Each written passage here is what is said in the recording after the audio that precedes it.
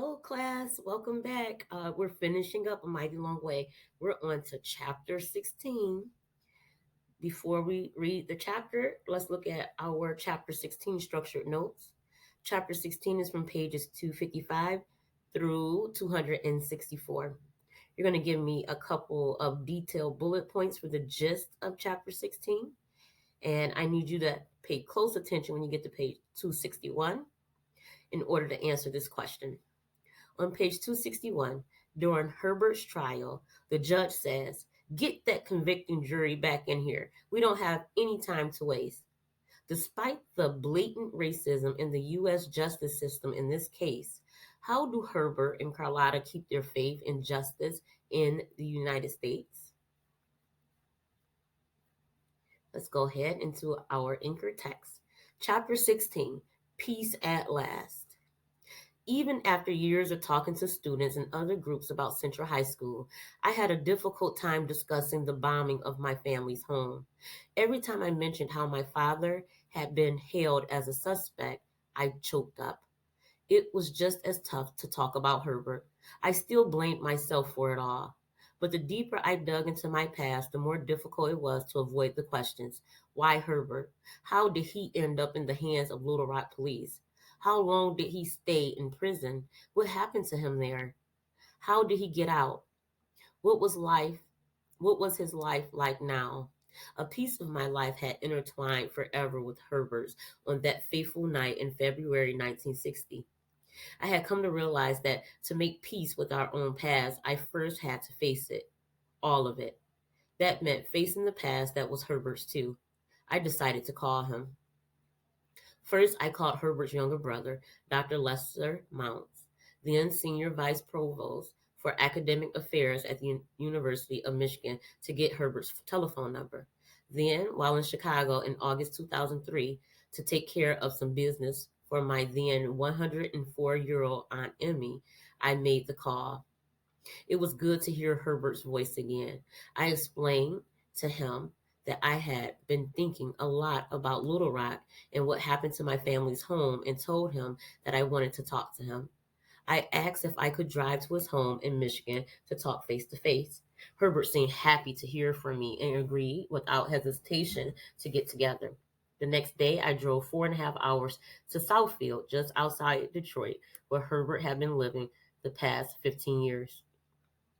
When I arrived in town about 7 p.m., I called Herbert, and he met me on the highway and led me to his home.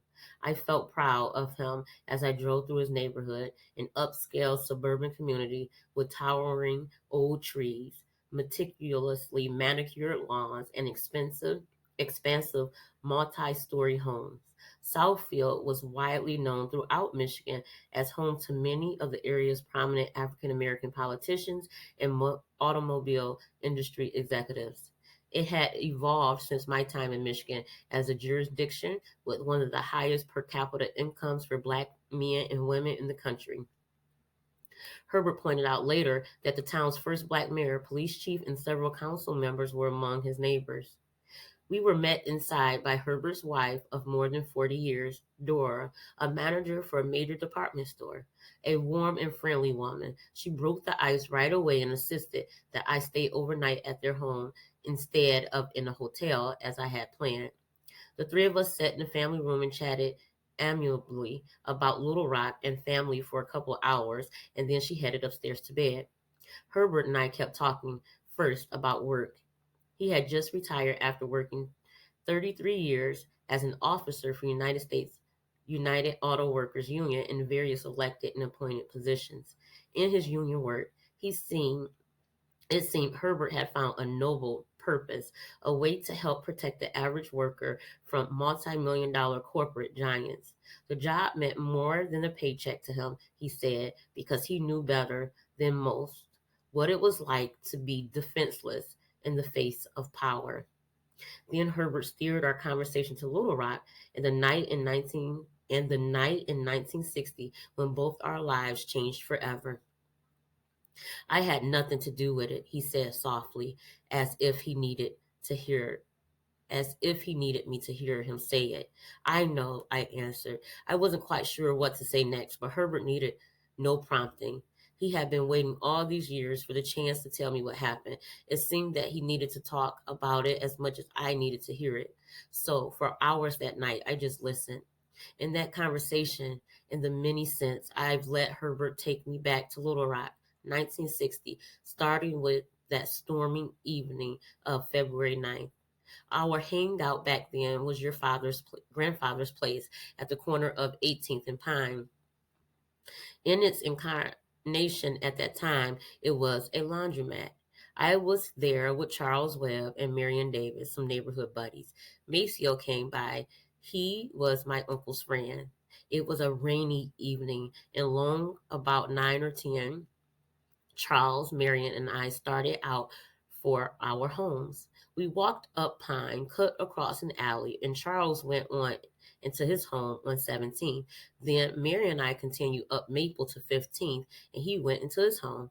I passed your home and noticed a couple of unfamiliar early 1950 cars on the street. I walked onto my house just up the street. Maceo passed me in his car and turned the corner in front of your house onto Valentine. He was behind the truck, another unfamiliar vehicle in the neighborhood. We knew the cars and trucks of our neighbors, so it was easy to tell a stranger on the roads. I got home within 5 to 10 minutes after Marion went to his house. My dad was at work. He worked nights at Bell Telephone. I had two sisters, six brothers, and my mom at home. I ate a bite, saw there was nothing of interest on television, and went on to bed. I guess it was maybe 15 minutes at the most. I was about to fall to sleep when I heard a big boom. I got up quickly, went to my mother, and said, "Did you hear that?" We had had a big rain, and there was a red clay residue that had left puddles around. I looked out the window and saw a police car parked on the corner.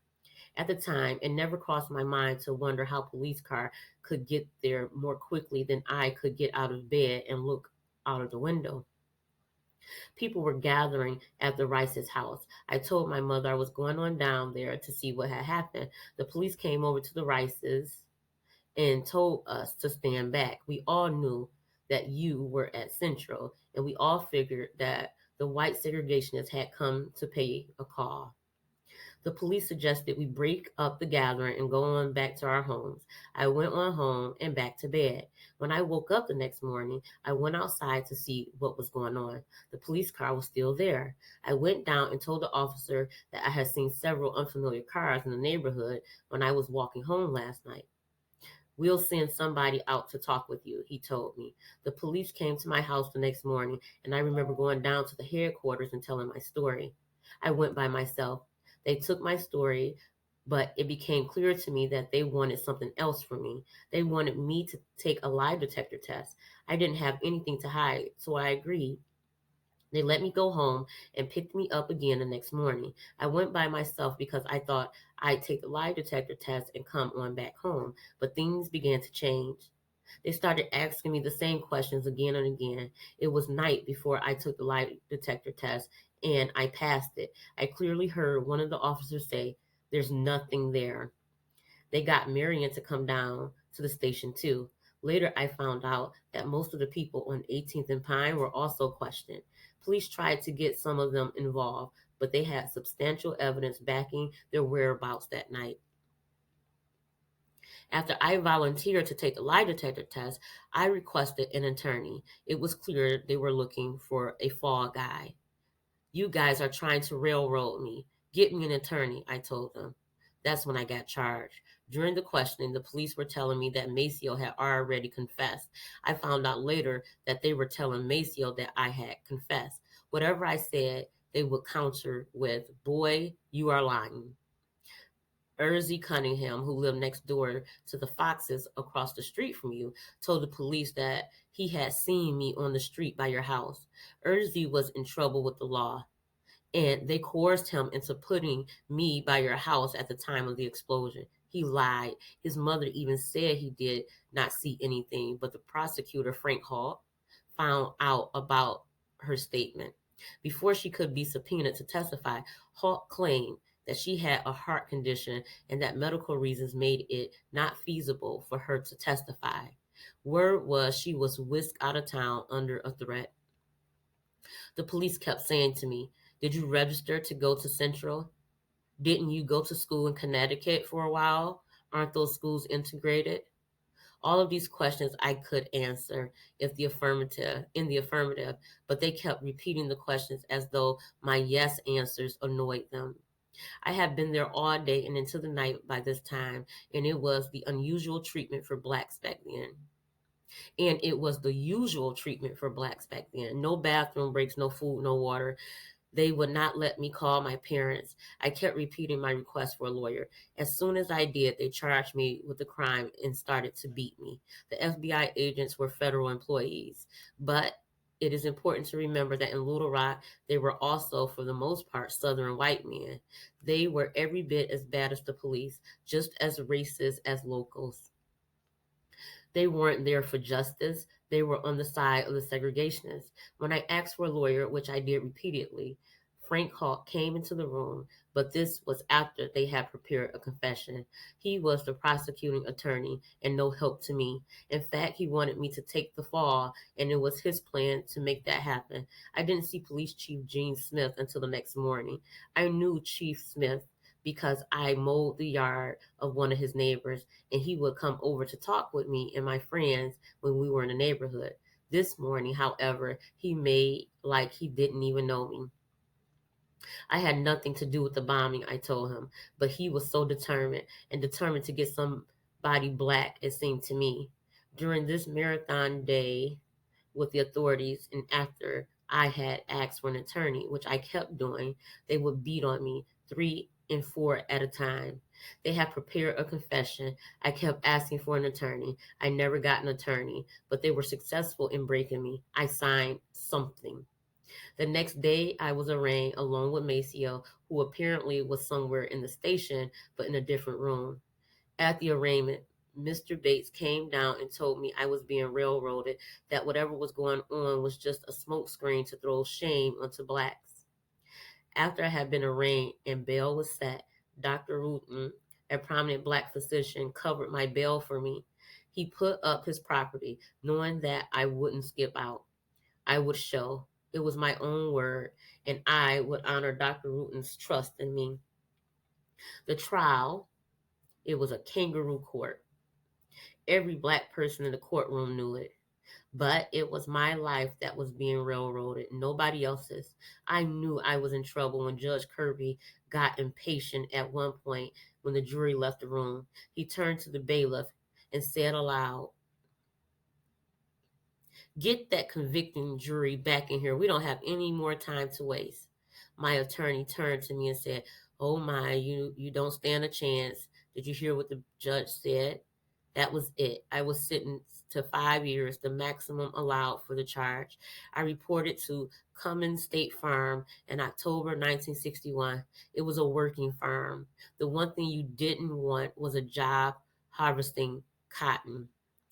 They ran that part like a plantation. It was legalized slavery, but I had some connections. My uncle was able to get me a job that wasn't a part of the farm work. Blacks were often given the job of cooking or driving. I was a driver and would often make trips off site to run errands in Pine Bluff for the officials. I wasn't doing any of the hard labor. In some ways, the place was run by the prisoners, and back then it was still segregated. Some prisoners knew people in Little Rock who had ties in legislature. They were in, and quickly they were out because Cummins wasn't that far from Little Rock. I had visitors. My family stayed supportive. I always believed I would be able to get out. In high school, I used to work part time as a waiter at the country club, and a lot of powerful politicians and attorneys used to come in there. I thought one of them might be able to help. But one afternoon, my daddy was downtown and he ran into Charles Busey. Everybody knew him. He became mayor of Little Rock in 1981, but back then he was a black deputy sheriff and he had real good political connections. He asked about me, and Daddy told him I was still in jail for the bombing. Everybody knew that I didn't do it. Busey said he would arrange a meeting with Governor Faubus, and he did. My parents went to see the governor. They told him I was still in jail for a crime that I didn't commit. He promised them that he would see to it that I was released. It's kind of ironic that the man who had caused all of this trouble in the first place ended up helping me get out. About 3 weeks after that, in June 1963, I got out. I got out early. I had a 5 year sentence, but I served 20 months of actual jail time. I was planning to leave Little Rock right away, but everybody I ran into was kind. They all knew I had been railroaded. They knew I was innocent. Little Rock had been my home, so I had lots of friends. It's like a small town, so I was bound to run into the people who had put me behind bars. I saw Erzy Cunningham going up Oak Street one day in our old neighborhood. He pulled his car up beside me and apologized. I said to him, "Why did you lie about me?" He told me that they pressured him, that he could have been arrested for something he had done, but he made a deal. Not long after that, I took my car to be serviced and I ran into Frank Hall. I went up to him and asked, "You convicted me of something I didn't do." He responded by saying, "You said you did it." My last words to him were something along the lines of, "So that's what you call police brutality." Still later, one Sunday morning when I went to get a newspaper, I saw Judge Kirby. "Why don't you come to my office? I have some things I want to discuss with you," he said. Judge Kirby knew I was innocent, but that line about the convicting jury made me want to stay as far from him as I could. I didn't trust him, not one bit. I heard that Cunningham was shot by a woman. He died in 1982. I think both Holt and Kirby are dead too. I ended up staying in Little Rock longer than I thought I would. A plumber who belonged to the church my family attended, First Baptist, hired me to work for him. Then, in 1963, a friend of mine introduced me to Dora. She was from Jackson, Mississippi, but she was living in Little Rock. We hit it off, and 3 years later, we got married. Another friend of mine had moved to Detroit, and I liked it. He told me job opportunities were wide open there. I had an uncle who lived there, and he promised to help me get a job in the automobile industry. I just felt like there was something better out there. So in August 1968, I packed up and moved to Detroit. I found a job at General Motors subsidiary in Livonia, Michigan. When I got settled a few months later, I sent for Dora and Rob, our son, who was 2 at the time. We've been here ever since. I got involved in a union long about 1972. Vietnam veterans were returning from the war to their old jobs in the General Motors plants, and they felt like the union didn't really represent them. They were in a different mood, rebellious. They wanted change. Most of the people in office were older. Some of my friends and coworkers encouraged me to run for office, so I did. I was elected as an alternate on the committee that handled grievances, health, and safety issues for the union. In the next election, I was elected a full member to the committee. I went to work for the union full time and I just kept rising through the ranks from there. Although I retired, I still get called on from time to time to do work for the union, and every now and then I volunteer for political campaigns. I'm a grandfather now, too. My son Rod is a journalist. He got a master's degree from Wayne State in Detroit and worked as an editor for NBC Online. Now he and his wife own a public relations firm. It's kind of funny how life works out because I used to want to go into journalism when I was in high school. I used to work for the school newspaper. My second choice was the military, but after everything that happened, I didn't really have that chance. Things turned out all right for me, though. Yes, things turned out just fine. There is no record of Herbert's case at the Pulaski County Courthouse where his trial was held. The attorney who represented him is deceased, and the attorney's family members were unable to find any records related to Herbert's case among his old files. It's as though he was never charged. Herbert doesn't know what might have happened to his criminal file. For all these years, he has believed it was right there in Pulaski County, though he never had any interest in digging it up. If there was any justice in this case, I suppose that's it. That this innocent man doesn't have to live the rest of his days with a criminal record. But no doubt, Herbert suffered in ways that can never be measured. dreams died. A 17-year-old boy entered manhood behind the bars of a maximum security state prison and spent the first 20 months of his adult life there.